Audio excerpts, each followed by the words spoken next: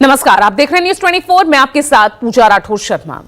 कोलकाता में हुए lady doctor के साथ रेप और हत्या की खबर से हर कोई स्तब्ध है। एक आरोपी को गिरफ्तार किया जा चुका है। इस रेप कांड में एक शुरुआती पोस्टमार्टम रिपोर्ट भी सामने आ चुकी है। पीड़ित महिला डॉक्टर को 10 जगह चोटें आई थी और रिपोर्ट में हर चोट का जिक्र डिटेल में किया गया है। ये रिपोर्ट बताती है कि 8 से 9 अगस्त की रात आरजीकर अस्पताल में क्या कुछ हुआ था।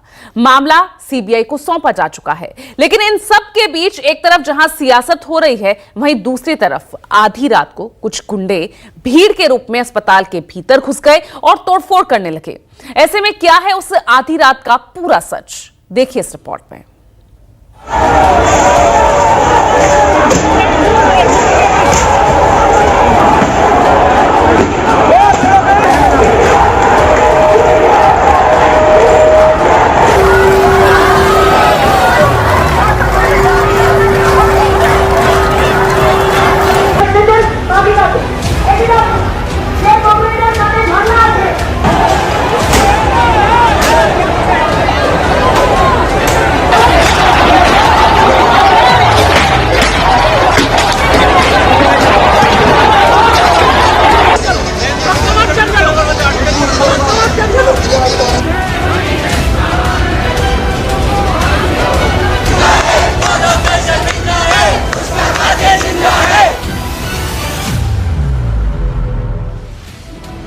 आधी रात को कोलकाता के आरजी मेडिकल कॉलेज के इमरजेंसी वार्ड की तस्वीरें।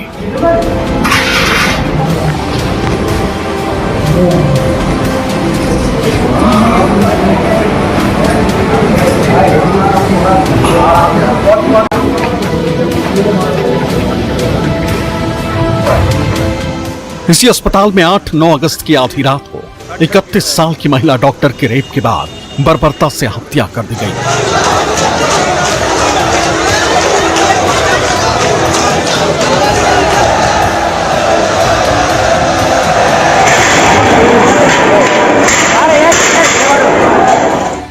रेप और मर्डर के एक हफ्ते बाद आखिर क्यों आरजी मेडिकल कॉलेज में ये तोड़फोड़ की गई?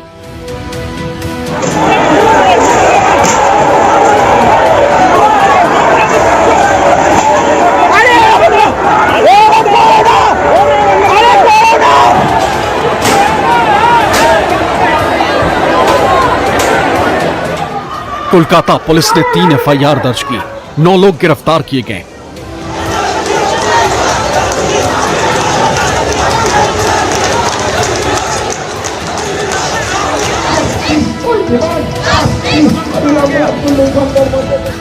आधी रात को अस्पताल के इमरजेंसी ताला तोड़ा, तोड़फोड़ की, जमकर उत्पात मचाया।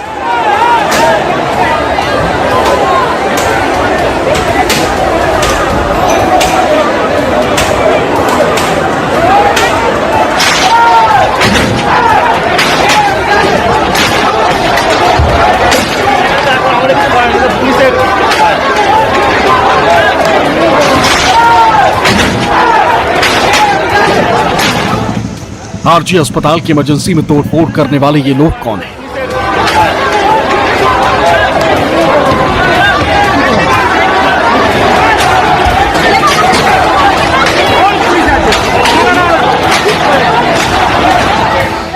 महिला डॉक्टर की हत्या के बाद खुद डॉक्टर प्रदर्शन कर रही, लेकिन ये कौन है? न डॉक्टर है, न छात्र है, तो फिर ये है कौन?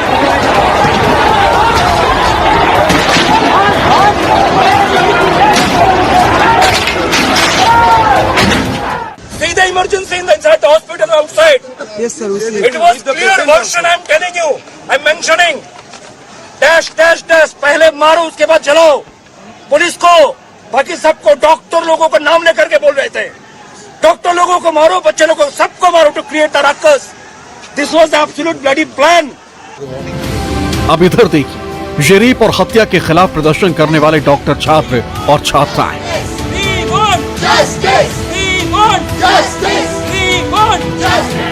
गम में, गुस्से में इनका तोड़फोड़ करने वालों से कोई नाता नहीं हो सकता, जो कि साफ दिख रहा है।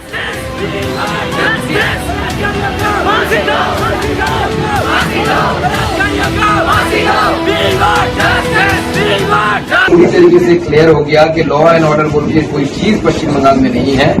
जिस तरीके के रात के लगभग 1:30 बजे 2 से 2,500 गुंडे मेडिकल कॉलेज के अंदर घुस के तोड़फोड़ किया, डॉक्टरों को मारा, नर्सों को रेप करने की हुमकी उधर दिया गया, रेप करने की धमकी दी गई और पुलिस चुपचाप बैठी रही। पुलिस खुद जाके बाथरूम में छुप गई। पूरी तरीके से दर्शाता है कि Mamata Banerjee has failed to maintain the law and order. अच्छा हुआ है, उसको सब कंडेम किया है, चीफ मिनिस्टर से लेकर सब। चीफ मिनिस्टर खुद आगे आके कही है कि इसका फास्ट ट्रैक कोर्ट में इन्वेस्टिगेशन होना चाहिए, इसका कैपिटल पनिशमेंट होना चाहिए। बाद में इसको सीबीआई को दिया गया है। सीबीआई का हम लोग डिमांड कर रहे हैं कि इसको जल्दी से जल्दी सबको फाइंड आउट करके इनको कड़ी से कड़ी सजा दिलवाया जाए। दोनों की बातें आपने सुनी, इनके बारे में कुछ नहीं कहना, आप समझते रहिए। अब आगे बढ़ते हैं। प्रधानमंत्री ने लाल किले के प्राचीर से इस बर्बर हत्याकांड का जिक्र कर दिया।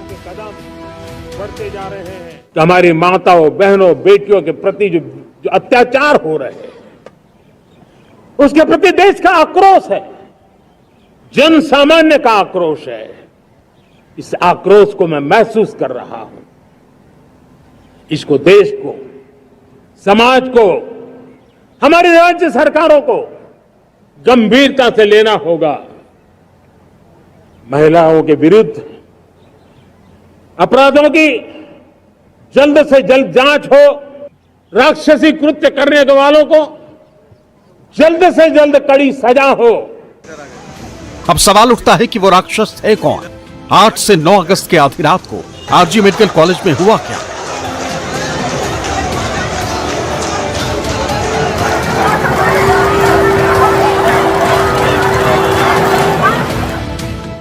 इकतीस साल की इस बहादुर बेटी की यह शुरुआती पोस्टमार्टम रिपोर्ट है, जिसमें क्या क्या लिखा है वो देखिए। दोनों आंखों से खून निकल रहा था, मुंह से खून निकल रहा था, चेहरे नाखून पर चोट के निशान थे, प्राइवेट पार्ट से खून बह रहा था, बाएं पैर पर चोट थी, कमर पर चोट, बाएं पैर का एंकल जख्मी, गर्दन पर चोट, बाएं हाथ की उंगली पर चोट, होठों पर चोट के निशान। लड़की के माता पिता किसी से बात नहीं कर रहे। न्यूज 24 संवाददाता मरहूम लड़की के घर गए, परिवार वालों से बात करने की कोशिश की। पता चला कि सीबीआई की टीम आई थी, अभी अभी मिलकर गई। সিবিআই টিম তো দেখতেই পেলেন আপনারা যতক্ষণ এসছে, আর তারা সবকিছু বলেছে আমরা শুধু জাস্টিসই চাই, আর তো এর চেয়ে বেশি কিছু চাওয়া তো আমাদের আর নেই। তারা সবকিছু তদন্তের সাথে তদন্ত করছে ওনারা, আমরা ভরসা রেখেছি, ব্যাস এইটুকুই। शुरुआती पोस्टमार्टम रिपोर्ट में साफ है कि लेडी डॉक्टर से बर्बरता की गई। यह सब कुछ अस्पताल के सेमिनार हॉल में हुआ था, जिसे फिलहाल सील कर दिया गया। आरोपी संजय राय की गिरफ्तारी सीसीटीवी खंगालने के तुरंत बाद पुलिस ने कर ली थी, लेकिन सेमिनार हॉल में आरोपी का ब्लूटूथ छूट गया था, जिसके जरिए पुलिस ने उस तक पहुंची थी। लेकिन जिस तरीके से लड़की से बर्बरता की गई थी, उससे ऐसा लगता है कि आरोपी एक से ज्यादा हो सकते हैं। लेकिन सवाल यह है कि अगर आरोपी एक से ज्यादा है तो फिर दूसरा आरोपी कौन है?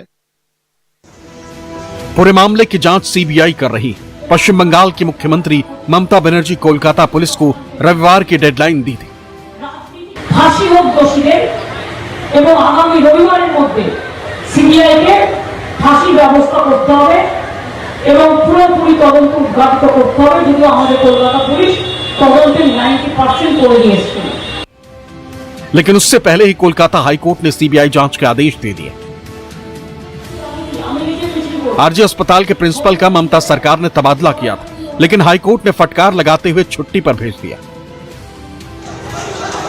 बर्बर हत्याकांड ममता राज में हुआ है। जाहिर है सरकार पर सवाल उठे हैं और उठने भी चाहिए, लेकिन इसके आगे की तस्वीर बेहद चौंकाने वाली है।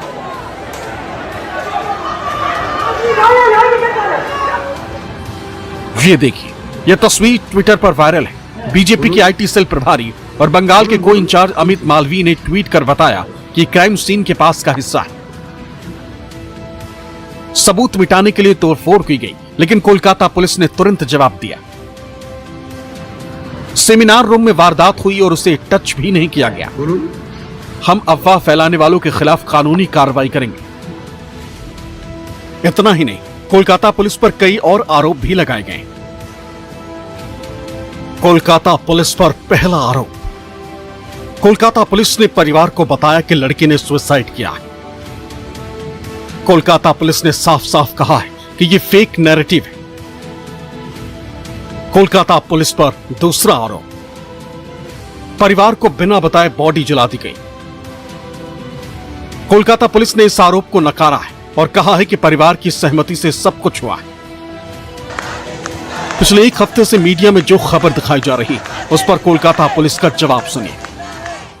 What has happened here is because of the media, the wrong media campaign. What has Calcutta Police not done? In this case, they have done everything, and I do it. I am saying it under everything under my command. My men have worked day and night to detect this case, to collect evidences. They collect the best of evidences. The main accused has been arrested. We have tried to satisfy the family. The rumors are being floated that some Mahapatro being connected with some political Mahapatro. He is an intern whose parents, we verified this, comes from a very small place. His father is a primary school teacher. Doesn't have any kind of a background, political background. People are spreading these kind of rumors. And some of them, he says, are his friends, these doctors. It's pathetic. I'm angry. I'm extremely angry at what has happened. Why? We have not done anything wrong. And because of this malicious media campaign, Calcutta Police has lost the trust of the people. अब सवाल उठता है कि सच कौन बोल रहा है? सच वो लोग बोल रहे हैं जो ट्विटर पर लिख रहे हैं, या फिर कोलकाता पुलिस झूठ बोल रही है? राज्य की मुखिया ममता बनर्जी महिला हैं, वो इस दर्द को समझती और प्रदर्शनकारी डॉक्टर्स के साथ खड़ी।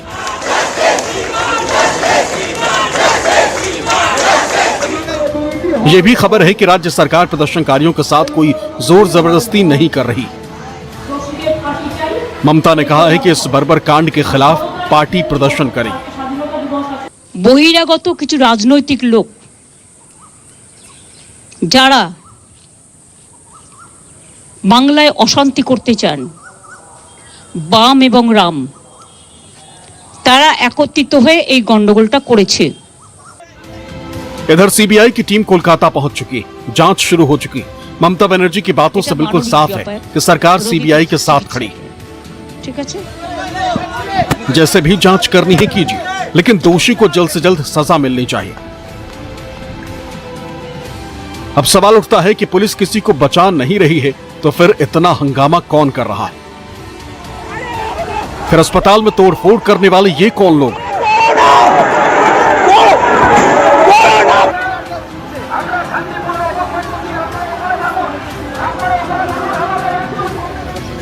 पश्चिम बंगाल की बीजेपी की टीम जमकर हमलावर है। जब इतनी सियासत हो रही है तो यह भी समझना जरूरी है कि आखिर ये हो क्यों रहा है। पश्चिम बंगाल में ममता बनर्जी की सरकार है। विधानसभा चुनाव में बीजेपी पूरी ताकत झोंकने के बाद भी जीत नहीं पाई। लोकसभा चुनाव में बीजेपी को सबसे ज्यादा बंगाल से आस थी। लोकसभा चुनाव में बीजेपी की बहुत बड़ी हार हुई। अब सवाल उठता है कि 31 साल की महिला डॉक्टर की बर्बर हत्या को बीजेपी सियासी मुद्दा बना रही है। इंसाफ मिलना चाहिए और राक्षस को फांसी मिलनी चाहिए, इससे किसी को इनकार नहीं हो सकता। एलओपी राहुल गांधी ने एक्स पर लिखा कि कोलकाता में जूनियर डॉक्टर के साथ हुई रेप और मर्डर की विभत्स घटना से पूरा देश स्तब्ध है। उसके साथ हुए क्रूर और अमानवीय कृत्य की परत दर परत जिस तरह खुलकर सामने आ रही है, उससे डॉक्टर्स, कम्युनिटी और महिलाओं के बीच असुरक्षा का माहौल है। पीड़िता को न्याय दिलाने की जगह आरोपियों को बचाने की कोशिश अस्पताल और स्थानीय प्रशासन पर गंभीर प्रश्न खड़े करता है। इस घटना ने सोचने पर मजबूर कर दिया है कि अगर मेडिकल कॉलेज जैसी जगह पर डॉक्टर सेफ नहीं है तो किस भरोसे अभिभावक अपनी बेटियों को पढ़ाने बाहर भेजें।